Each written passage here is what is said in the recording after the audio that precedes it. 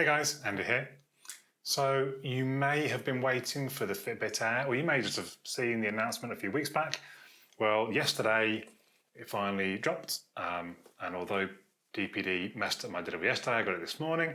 And I thought today was to have a quick look, a bit of an unboxing, and also a bit of a look at the Google Health app, because there's a few things in there that I've been playing with over the last few weeks that you might find helpful, basically, I suppose. Yeah, that's what we're doing today. And then obviously a full review will come in time, in sort of a week and a bit, when I've had a chance to use it. But today it's a bit of a look around, see what the hardware's like, a bit of a look at the app.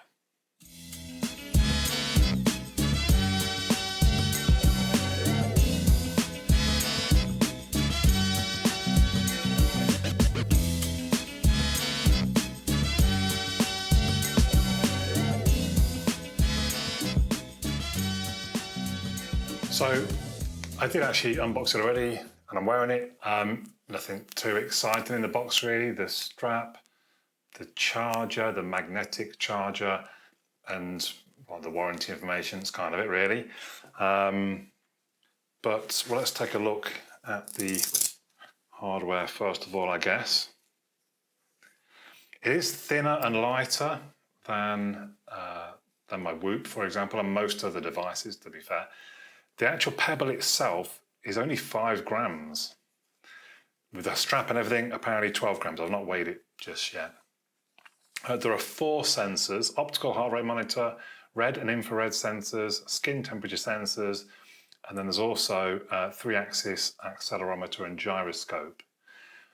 I've watched a few of the videos myself about the Fitbit Air, and the sensors, they're quite old, apparently. I forget now if they said it's about 5 years, if not a bit older, which is a little bit of a worry. You kind of think, why wouldn't you put the latest and greatest in there? Now, obviously, algorithms and software and everything is going to be kind of effectively cutting edge, I suppose, from Google. And I wonder, did they do that to keep the price down? And we'll come to pricing later.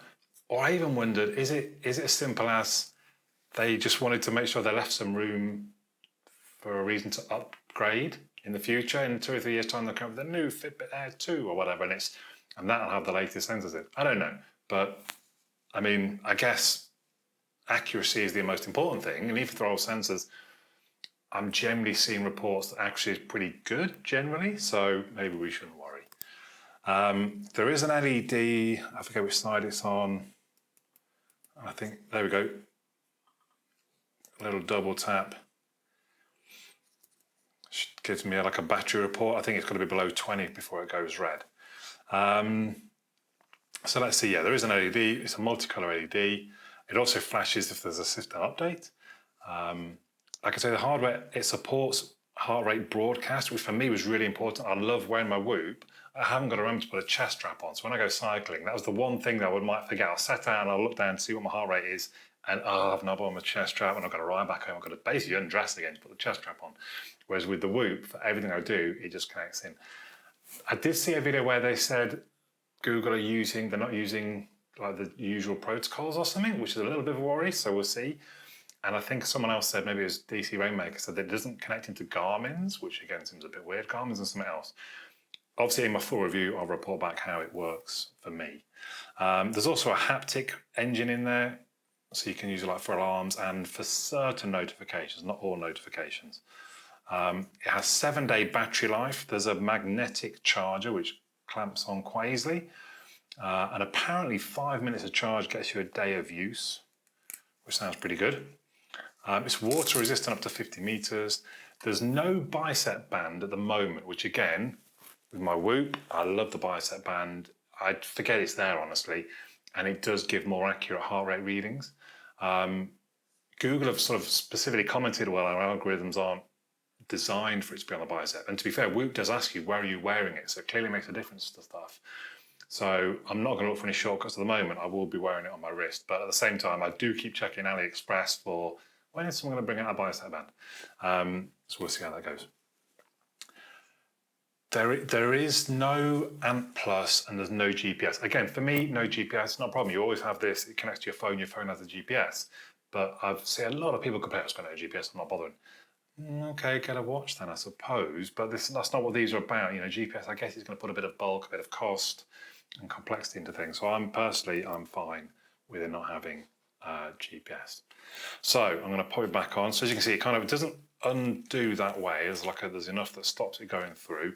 So we feed our wrist through, and then you just kind of wrap over, sort of getting it tight enough to sort of keep a kind of, I guess, not a seal, but pressed onto your skin for a good, accurate reading, but not too tight that it's uncomfortable on your hand.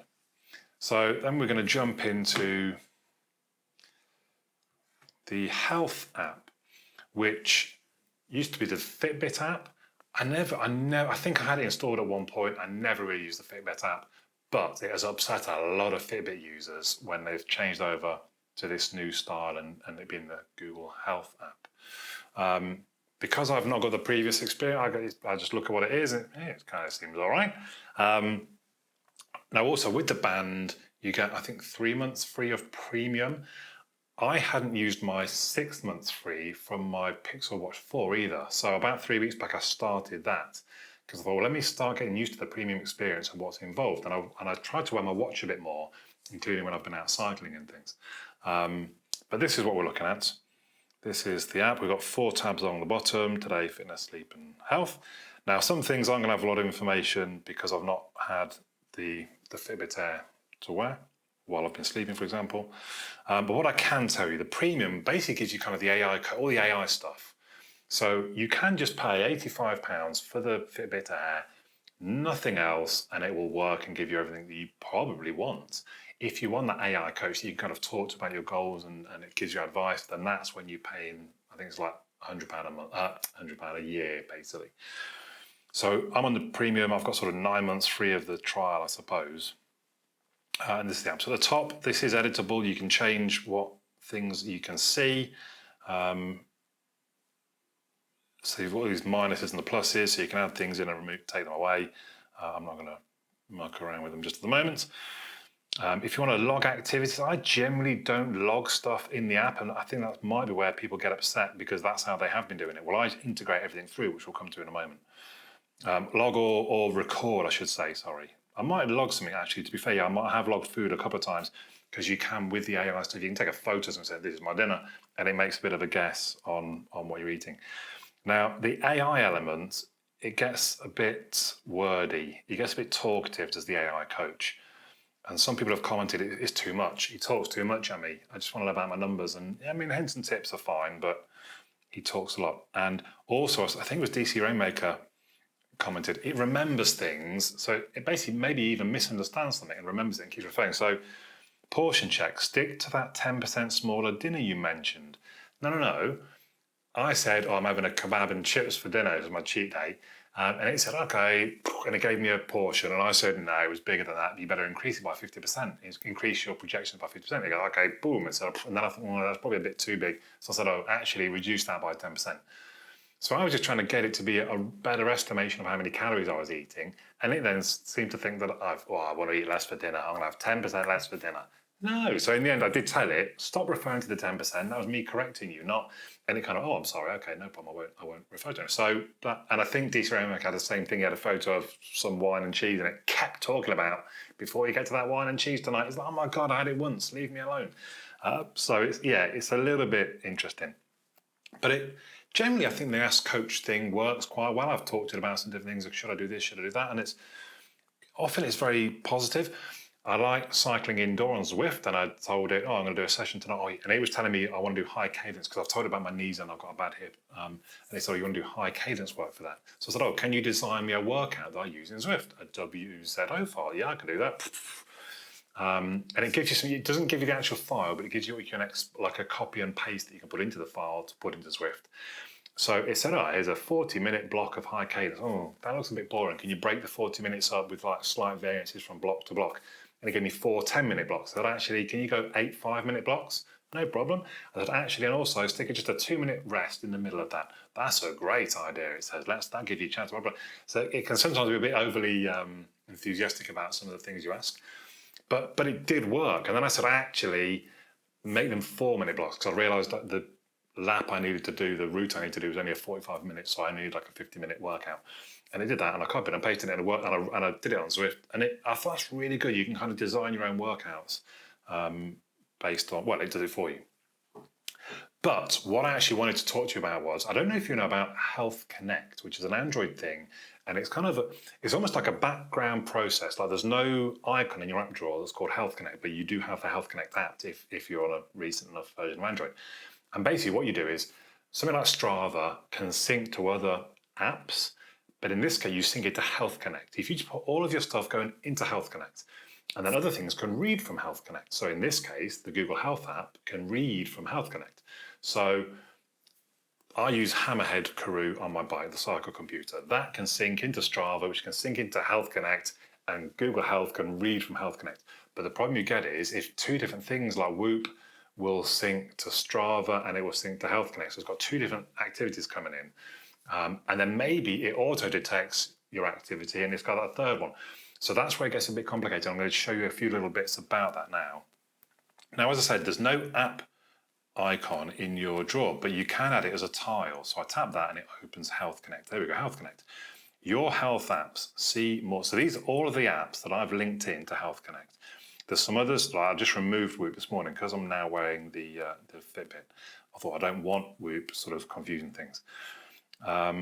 So you can look at whatever app. So let's look at, for example, Strava. So the different, it can put it can read my weight from Health Connect, and it can write activities, distance, exercise, and total calories burned in. So you get what it can read and what it can write. So let's look at the health app itself. So there's all kinds of stuff here. So allowed to read, I mean, basically everything. You want it to read everything. Allowed to write, and again, at this point, everything. But you could turn, like if you thought, oh, I don't like this step counter, I've got a different step counter, you could take away its ability to write steps and let it just read them from whatever it is that you're using. Well, medical records doesn't seem to work in the UK. If you're American, you can hook it up to different sort of... oh no, this is not what it... Yeah, this is just medical records. But there is a way, somewhere that you can let it read an external API, I guess. It's got your health records. Okay, so that was app permissions. Now I've got to remember myself where I'm going. Now these are the other important bits. So data and access. So if I picked like just exercises, so I want to know what exercise I've been doing or what has the ability to tell Health Connect what exercise I've been doing. So entries, this just shows me what the different entries are. But if I tap over on here, look, access. So can read exercise, health, journal, and withings. Journals are interesting one. That's like the sort of diary type app, but that's quite nice, I guess. So you go for a big long bike ride and it puts into the journal. You can then go and comment on your ride. Can write. So I'm trying to find what the best gym apps are. So I've got JFit Heavy, Gym Run, and Gym Life at the moment can all write exercises. Strava and the health app itself can write exercises into, and I've removed Whoop. So again, let me see, steps, you might want to check, well, what steps are being counted? And again, you can see what can read steps and what can write steps. So at this point, only Fitbit is going to be writing my steps. If I think I can do it here. No, okay. Because then what I'm after is the sources at some point. So that's data and access, body weight, all different things, hydration, nutrition, sleep is an important one. So again, I've removed Whoop, so I'm going to be relying on Fitbit. I do have a Withings sleep mat, and I should remove that, but... So we'll come back out of there. Recent access, so you can just see what has recently been. So I did drink, and I recorded the drink, so you can see it read and it wrote. Nutrition, interesting. I would have thought it would have been hydration, but either way. What was that? And the devices, so you can just check just as the phone at this point, which is a bit weird. I don't know why the Fitbit's not on there. Manage data, I think this is the other one I wanted to look at. So data sources and priority, I think this is quite important. So at the moment, Strava is the most important, Fitbit is second, and Whoop, I mean, I should probably even remove that. And I should and then at the top you can see, so if I'm going to move that up, I'm going to move Fitbit to the top, it tells you there, well, given that that's your sort of priority order, actually, I don't know if I do, because, yeah, this is where it's not been working too well for me, the Strava integration. But that's where you can say, well, what is the priority? And if you move different things to the top, you'll see the step count change. So in other words, if Whoop undercounts on steps quite a lot, if I move that right to the top, I would see that step count number would probably come down to 300 something perhaps. So that's quite, and also sleep, there's the other one, look. So for sleep, right, so I'm now going to move the Fitbit to the top. In fact, I'm going to remove the Whoop from sleep. And again, you get to see, so I'll probably be using the withings at this point. Now I've removed Whoop. Can I put the Whoop back in to see what the difference was? So yeah, the Whoop says 641. Well, that's interesting because the Whoop is bottom, but I removed the Whoop and it updates and it takes one of the other sources. But again, so I think that's all we need to know really, or see in the Health Connect. It's worth spending a bit of time in there trying to understand and get things in the right order and setting up what is the right priority. Then I'm going to jump over onto the Health tab. This is where we see all of our metrics. All of them. And again, this list here is customizable. If I go to the top and tap customize, we can press the minuses or the pluses. You can't order them, which seems very odd. You have to literally remove them all and put them back in the order that you want. Now, again, if I go to, let's pick one, I don't know, what's a good one to pick? Maybe even just exercise. So then again, I can see all the different exercises that have been recorded today. And maybe the icons give away, so that's going to be, wait, when was this? Oh, it was yesterday, yes. That would be my watch. That was the auto record. That was the health app, I think. Health app, watch. But if I come to the top here, view sources.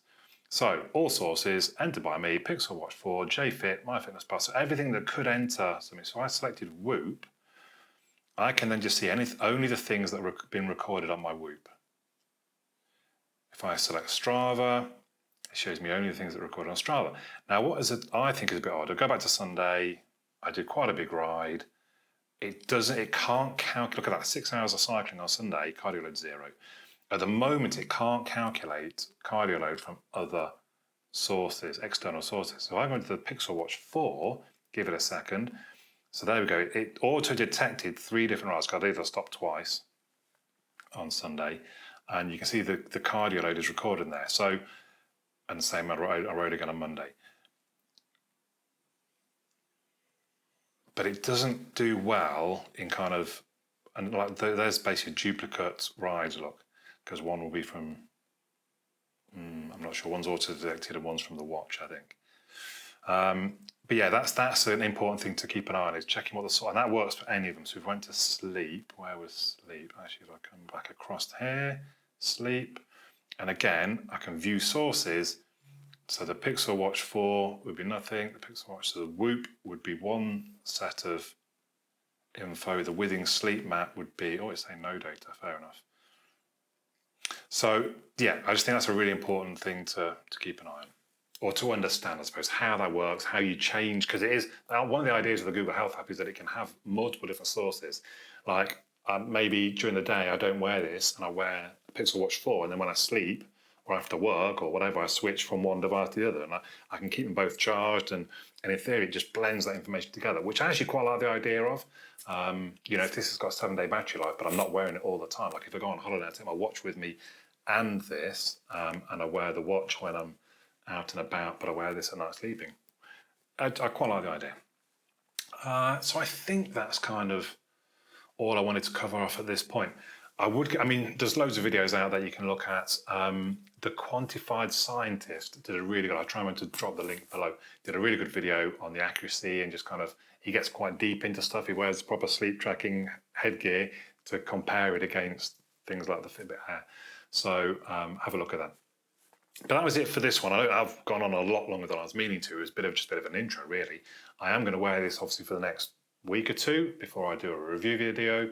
For those that know me, I do a lot of sort of indoor cycling, outdoor cycling, walking. Can't run because of my knees. And obviously, I do a bit of sleeping. So I'm just commenting on how I find it. And I will obviously making comparisons to the Whoop to see how it compares there. If you have any particular questions, drop them in the comments down below. I will try and answer them. But for now, my name's Andy, and I'll catch you all again soon.